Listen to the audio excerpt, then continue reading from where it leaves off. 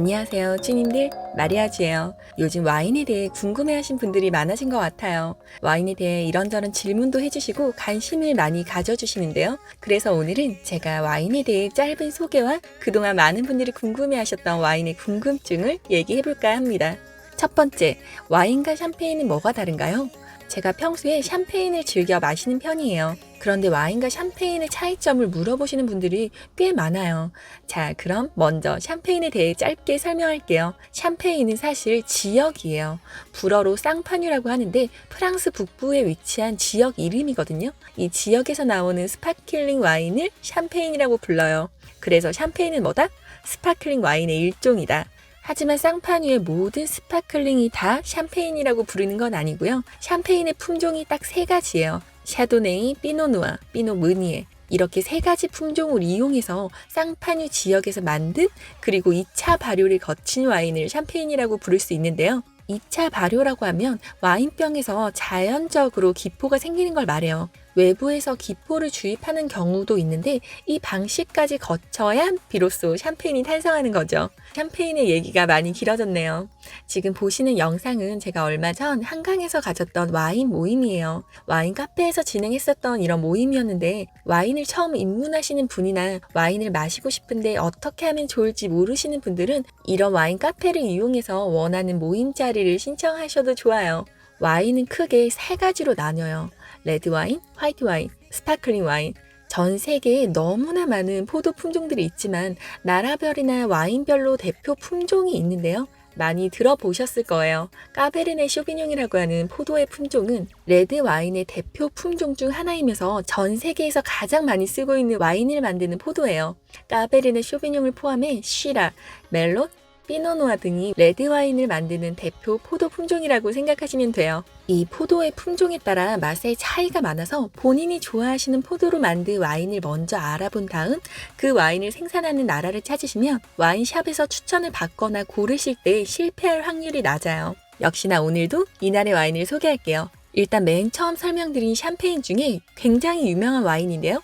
크룩이라는 샴페인이에요. 얼마 전 보넨브레드 영상에서도 한번 소개해드린 적 있죠? 그런데 같은 와이너리, 즉 같은 브랜드에서 나오는 와인이라도 등급이나 다양한 와인을 생산할 수 있는데요. 이건 크룩 중에서 빈티지 라인으로 2006년이에요. 미리 얼음에 넣고 온도를 잘 맞춰놔서 기포가 잘 살아있더라고요. 다른 와인도 마찬가지지만 특히 이 스파클링 와인들은 온도감이 굉장히 맛의 차이가 크게 느껴져요. 아주 고급스러운 버섯 향이 솔솔 나는 게 혀 밑에 침을 고이게 하는 그 오렌지 껍질 같은 시트러스한 향과 산미가 좋았어요.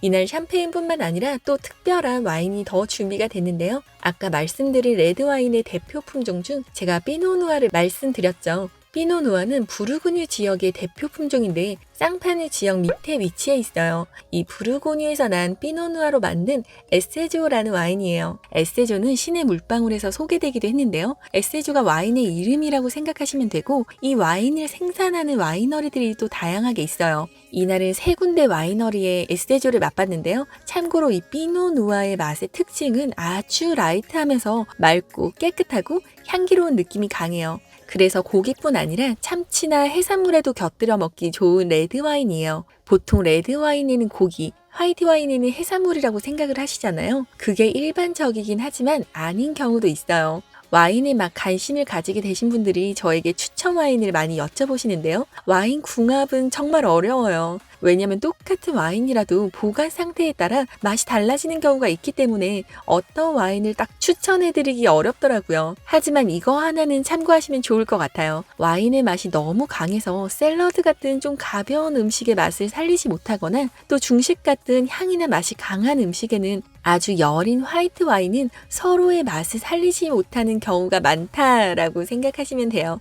그럼 입문자들에게 추천할 만한 와인이 있을까요? 저는 개인적으로 한국 분들이 좋아하는 와인의 입맛이 있다고 생각해요. 좀 묵직하면서 과실향과 단맛이 살짝 있는 레드 와인을 선호하시는데요.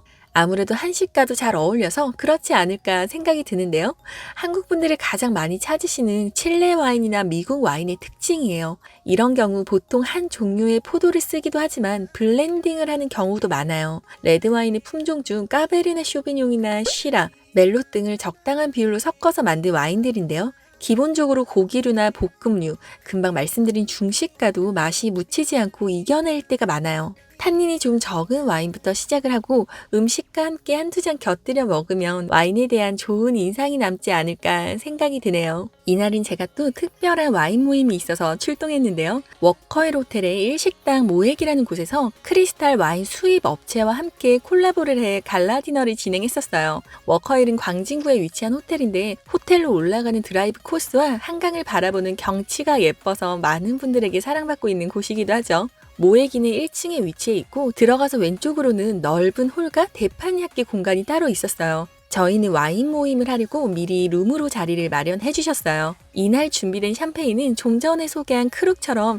아주 오래되고 역사 깊은 와인은 아니지만 지금 굉장히 인기 있고 아주 소량 생산으로만 하는 와인이라 구하기도 힘들다고 하는데요. 저는 와인 전문가도 아니고 소믈리에도 아니라 아주 기본적이고 간단한 와인에 대한 설명을 해드렸고요. 오늘 이 와인 모임을 직접 준비하고 한국뿐 아니라 전 세계에서 와인 컨설팅과 타이스터로 활동하시는 분이 계셔 여러분께 소개해드리고자 합니다. 안녕하세요, 마리아주입니다. 오늘은 제가 재미있는 와인 이야기를 들려드리려고 하는데요. 오늘 특별한 분을 모셨습니다. 안녕하세요. 안녕하세요.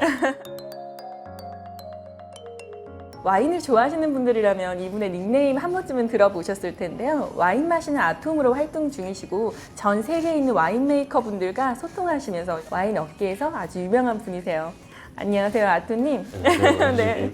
와인은 이런 거다 아니면 와인을 입문하는 분들에게 하고 싶은 말이 있다면요? 일단은 와인을 너무 어렵게 생각하지 않으셨으면 해요. 맞아요. 사실 뭐 이름도 굉장히 길고 품종 이름도 길고 빈티지, 지역 그렇게 공부하시다 보면 사실은 공부할 게 너무 많아요. 그러니까 뭐 그렇게 공부하시는 것보다는 처음에 시작을 와인을 자주 즐겨보세요.